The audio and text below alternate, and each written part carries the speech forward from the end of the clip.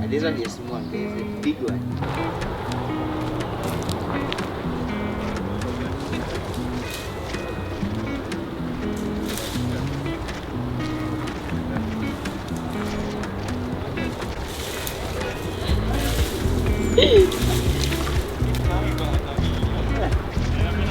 Hey, come here.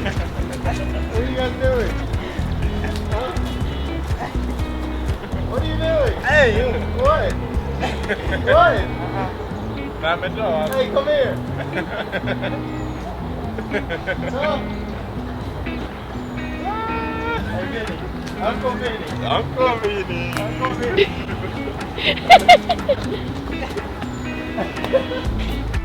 Woo! Make sure you don't bite. I'll throw it. Hey, you can't bite. Oh! Hey! Watch out, he'll get here and he'll turn green. Take it now!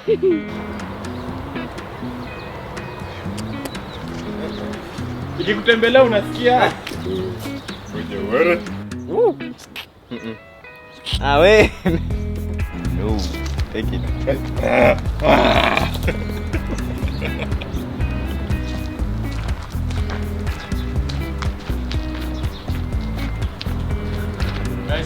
Bryson, please. Hey, Joseph, hey, Josephat, Josephat. Bryson, please, I beg in the name of Jesus. Please, Bryson, please. Well, you don't like it. Nothing's mentioned. Look at it, it's little. No, it's not. It's a chameleon. Bryson, please, I beg you.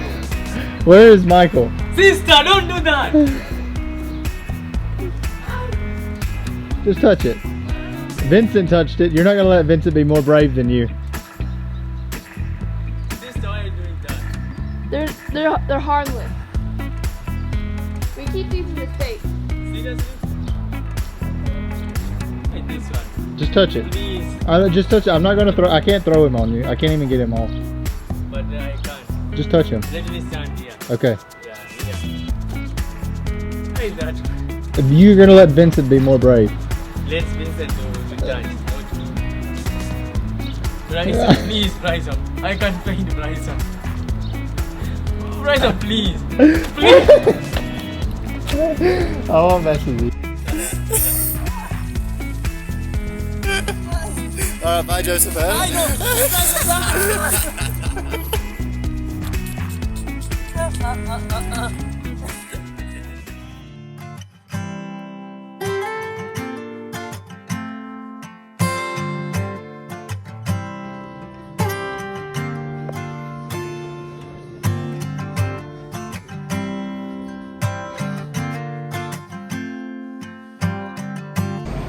Well, thanks to Kibera Point Church, 70 journals have been bought, one for every single kid in the compound. So it'll be extremely grateful. Let's grab a motorbike, have this sketch ride back to the compound, pizza party tomorrow night, buy the field on Friday.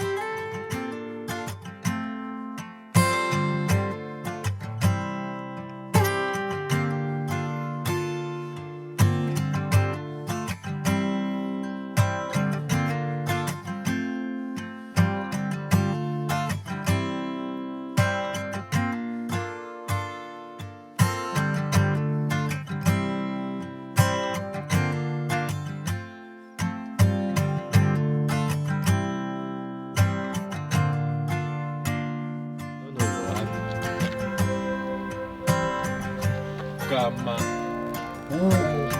Oh God. No.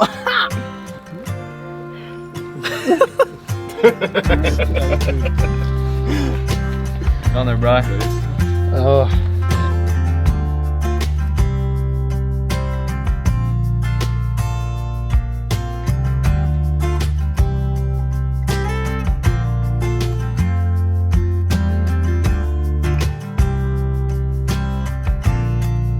New friends. You guys are like family to me, and spiritually that we may not even know of right now, God. The things that we will see come to fruition, Father. Okay, we're rolling.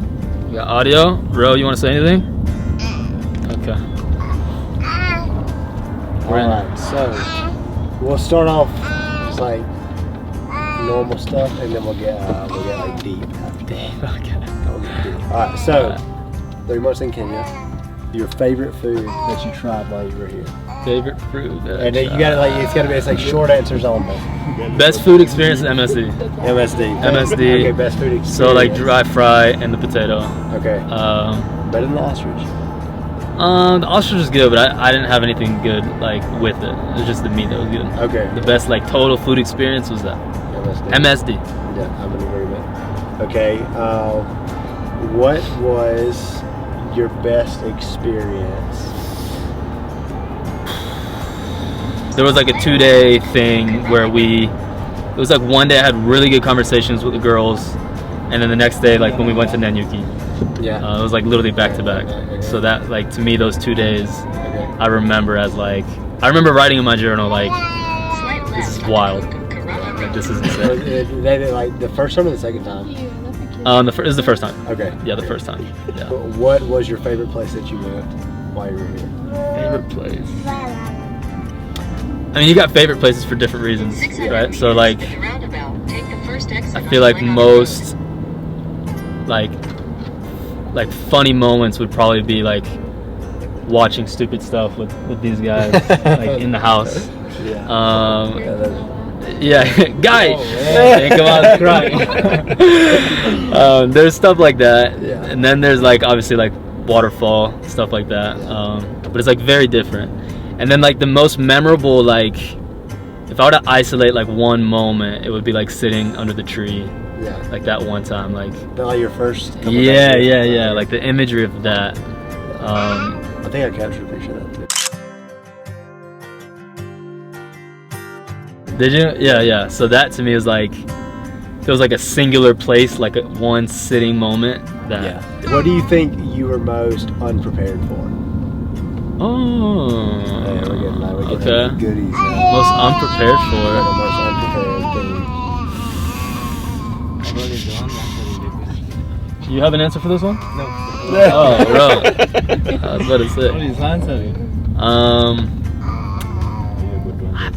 I don't know if I can recall something like that crazy unprepared for. There's stuff that you can't prepare for. Yeah. I would say that. Like, okay. So like give me some examples. The cultural shift, like you can't prepare for that.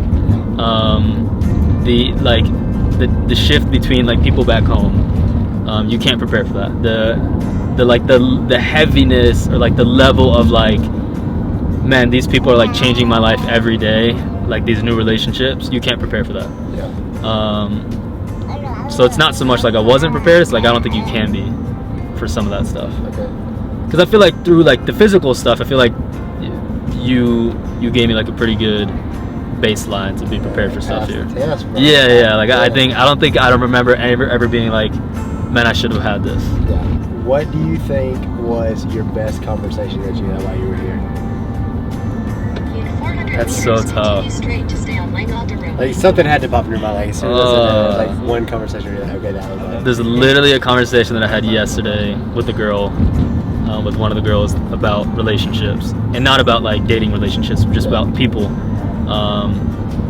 and like how to like what goes into developing healthy relationships and recovering broken ones. That was an awesome conversation. That's the first one that pops into mind because it was yesterday. Okay, awesome. What do you think was the best piece of advice that you received while you were here? Man, I think there's easy palatable ones that's like you could say like one-liners that you and LJ have given. LJ is the king of one. Yeah, like LJ with like the one about like if someone closes the door in your face, like trust that God will open one that no man can shut. Yeah, yeah, I remember what I'm saying. That one, like you can't get lost chasing God. That's your thing. So there's stuff like that. I think that there's like a lot of principles that I've extracted from being around you guys or conversations though that I don't know would be like piece of advice, more of like things that I've soaked up. What's your least favorite thing about Kamau? Least favorite thing about Kamau? Man, he didn't text me back today. What? I texted him. Wow. I literally texted him 4 times. What? 4 I times. texted you 4 times today and you didn't text me back.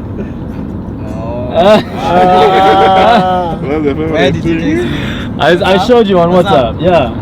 I know why. What? Don't have bundle.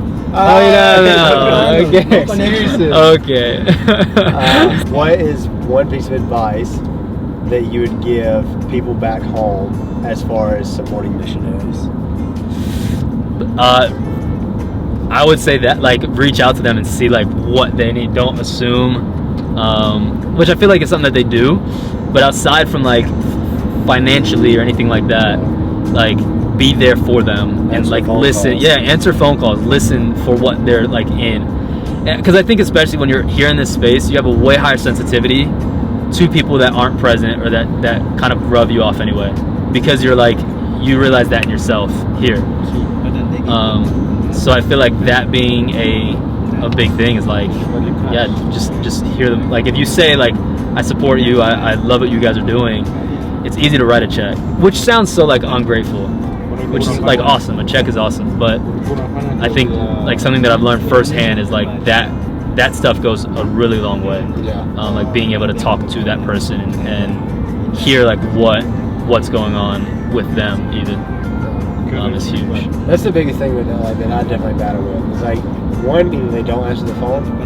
And like before I came, it was all like, make sure you maintain relationships, make sure you let people know what's going on, because missionaries are terrible at that. Yeah. And then like I literally bust my tail to do it, and then people won't answer the phone, and if they do, I can hear it in their voice, and they're just sitting there waiting on me to ask them for money. What do you want? Yeah. What do I literally don't even want anything. I just want a conversation with someone back home. Right. So yeah, that's a good answer. Yeah. All right, last question. The one thing is like your major takeaway, your major change. Major takeaway, major change. Major takeaway would be God adventures are like it's exactly that. He takes you somewhere and he calls you to something and it layers your life in a place that is so perfect. If you remove like 200 shillings, you feel like... I just reflect on like relationships that I feel like I was missing out on, conversations that I feel like I desired, spiritual like dynamics that I feel like I was hungering for, and all of that. Like I couldn't even verbalize anything that I felt like God was blessing me with in coming here, but reflecting on it, it was like, man, that's exactly what I needed in this season of my life. I can agree with that. Like I think you coming here and just like What do you eat for 50? everything was just like perfect. Yeah. Like Yeah. I could tell like this is what you need. Yeah, yeah. And that just goes to show like if I would have sat down and tried to digest like is this it didn't make sense, you know, but reflecting on it now it's like it wouldn't have made sense for me to not have this, for God to have not brought me here. Yeah, it's been life changing. For sure. Yeah.